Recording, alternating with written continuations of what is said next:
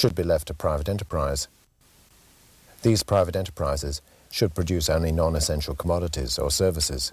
Similarly, enterprises that cannot manage as a cooperative because they're too large or too large and complex should function as large-scale industries as part of the public sector. They are generally structured to make a profit, decentralized, and managed as public utilities by the immediate or local government. However, they are always structured as autonomous from the direct management of the government of the day and function as statutory authorities. Some of these large-scale industries should be considered as key industries. Key industries should operate on the principle of no profit, no loss, and be centralized rather than decentralized. Examples include pharmaceuticals, raw material, and large-scale energy suppliers. Cooperatives have the potential to employ many more people than medium and large capitalist businesses, and at a fraction of the cost. In a PROUTist system, the active support of both small-scale business and of cooperatives is a major factor in guaranteeing full employment.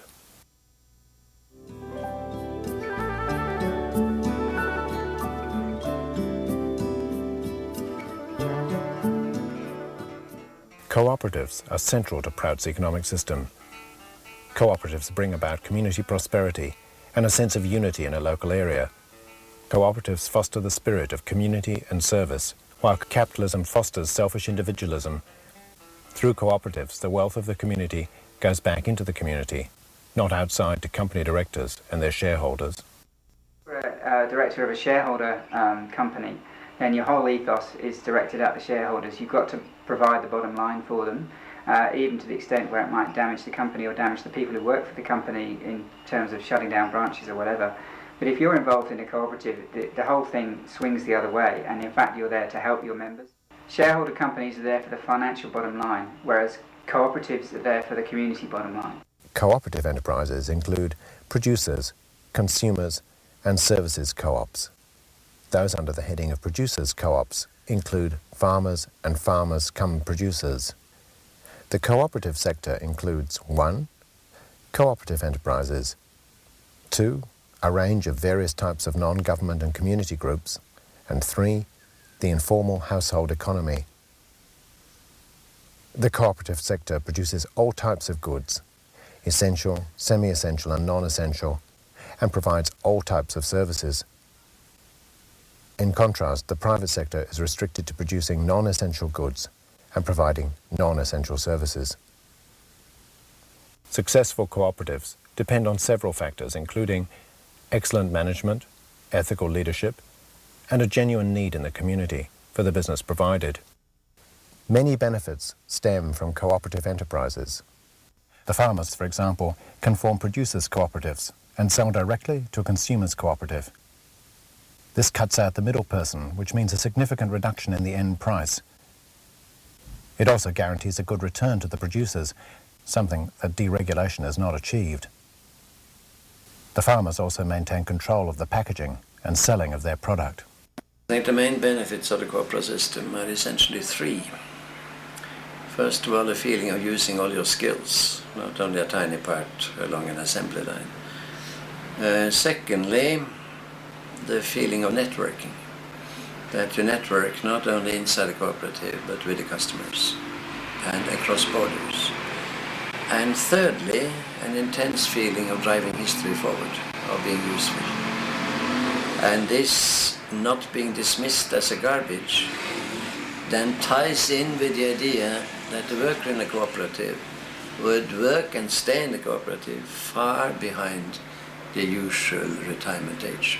It's about people getting the confidence to do things they've never done before and to take that as a springboard to keep moving forward in their life. Under capitalism, cooperatives struggle, as the capitalist system often works to undermine their endeavours. However, there are examples of cooperative enterprises working in both small and large towns, like Maleny, Australia, and Mondragon in Spain. I think it's worth recognising that there's over 10.6 million housing cooperatives in Europe. A quarter of all housing for the last 20 years in Turkey has been done through cooperatives. In Norway, not a poor community, high incidence of home ownership, 15% of all housing is owned cooperatively. Czechoslovakia has 10,000 housing cooperatives. And in the United Kingdom, 2% of all social housing stock is operated cooperatively. Marwick did a study of the UK housing cooperatives and came away with the conclusion that they were much better managed than strata-titled units and condominiums, and that they generated a spin-on social effect that went beyond housing. And I think too this is one of the strengths of cooperative housing. Cooperatives form communities that build houses that then build communities.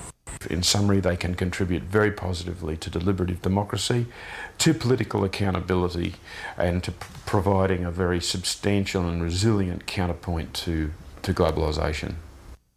I believe that cooperatives are a genuine, viable alternative to government and private industry.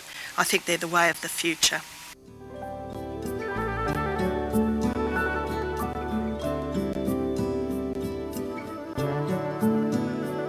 PROUT advocates as far as possible the creation of self-sufficient areas, known also as zones. These self-sufficient areas will supply local communities with their basic necessities of life and form the basis of economic democracy. Where the area can't meet all the needs of the people, it can trade and barter with other areas. A socio-economic unit is a unit in which the minimum requirements of life can be provided to all the people living in that unit. Now, that means that it may be a country as we know it today, it may be part of a country, a region, or it may be several countries together. In other words, we start with the needs of people, we look at how those needs can be best met to satisfy the productive capacity, the production and distribution of the requirements for those people, and then, accordingly, we demarcate the boundaries of the units based on factors like geography, climate, water conditions, agriculture, history, psychology, culture, all of these factors. And political considerations are virtually inconsequential in this kind of demarcation. Maximum utilisation of all human and material resources is necessary for local self-sufficiency. It's especially important that locally available raw materials should be the basis of local industries. Anyone can move to an area, but only those who have merged their economic interests with the area can establish a business there. This will prevent outside interests, including multinationals, from coming in to exploit the area. In PROUT, each economic zone is supposed to be self-sufficient. That means that outside interests won't be allowed to enter into the economic zone and establish their businesses and export the capital and the profits from that business to other areas. The benefits of all businesses and all economic enterprises within an economic zone, whether they're co-ops or small businesses, need to stay within that economic zone for the benefit of that economic zone. For example, if you have a small town, a Walmart will not be allowed to come in and set up a big business which will not only hurt the other businesses, the local businesses in that community, but they're also going to export their profits to Arkansas. For the success of self-sufficient areas, decentralization of planning and the economy is essential. This will bring prosperity and control back to local people, as well as increasing quality of life, and will aid in the development of more environmentally friendly industries and practices. Basically, PROUT supports centralized politics and decentralized economy. It's like a game of football. We have one umpire controlling the game but not playing it. The players only play the game but don't umpire the game. The umpire represents centralized politics and the players the decentralized economy. So politicians should be kept out of economics and the people should be given control over their economic lives. This is expressed in the concept of decentralized planning and economics. Concerning the environment, PROUT sees the economy, the community, and the ecosystem in which it's embedded as one integral entity. One of the serious defects of capitalist economics is it attempts to abstract economics from both people and the environment. The end result is a breakdown of communities and a poisoning of the land. A PROUT economy, on the other hand, uses an integral approach, striving for sustainability and resilience in all three domains: social, economic, and environmental. the importance it gives to socio-economic units or decentralized economy. This seems like such a radical concept for today because our world economy has taken over local economies. We don't have local economies anymore.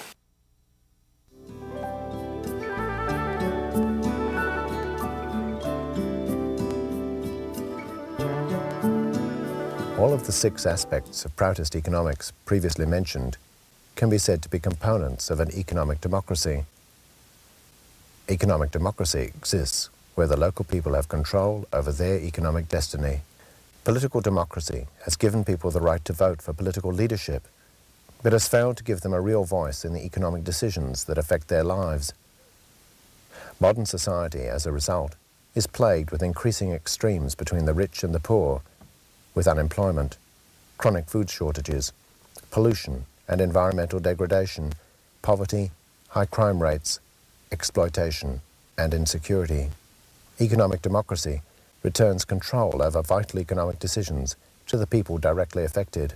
Through this, everyone can enjoy the community's wealth and resources.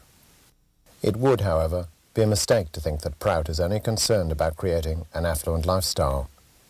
The primary reason for Proutist economics is to provide an environment where people can devote more of their personal and collective efforts towards greater psychic and spiritual progress.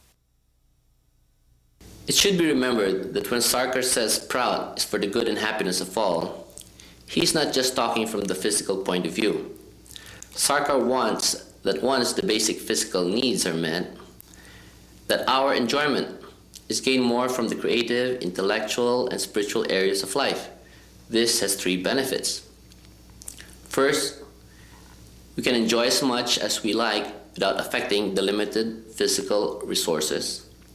Second, the quality of our happiness is much more lasting, not being dependent on the availability of limited physical resources. Lastly, it takes humanity from a predominantly material level to a more intellectual, creative, and spiritual level. This is a major step forward in our human evolution. And really, this is, I believe, is the beauty and strength of PROUT. And PROUT also adds a spiritual dimension. And the beauty of the spiritual dimension is that we are all in it. It's not a question of how much money you have. Of course, you can have more or less depth in your spiritualism. But if I get more, the other guy doesn't get less. So it is a positive growth, positive sum kind of situation. I find that beautiful.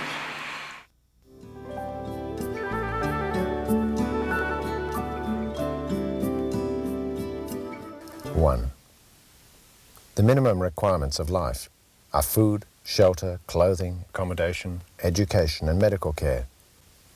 PROUT guarantees these by providing full employment and assuring that the basic necessities are easily affordable and available. Any surplus wealth is then distributed among the meritorious and those with special needs. 2. Increased purchasing capacity is achieved by assuring that the essential requirements of life are available and affordable for all. To achieve this, there must be a continual increase in production through research and development and the appropriate use of progressive scientific ideas. 3. Decentralized planning assures the decisions for the local economy are made locally and not by bureaucrats or politicians who don't have strong ties to the area. A balanced economy will be part of this planning so that agriculture, industry, and white-collar work are appropriately developed. 4. PROUT advocates a 3-tier economic system. This is made up of privately owned small business, cooperatively owned medium to large business, and government-run large industries. 5. Cooperatives are central to PROUT's economic system and are the basis of economic democracy. 6. PROUT aims to create decentralized economic areas that are, as far as possible, self-sufficient. All businesses would be locally owned, so there would be no room for multinationals or outside exploitation of an area. These 6 points would help to create economic democracy, giving local people control over their economic lives and assuring their basic necessities. Society is then encouraged to pursue more non-material, creative, intellectual, and spiritual forms of enjoyment, which will ultimately lead to real progress and happiness. PROUT can never be imposed.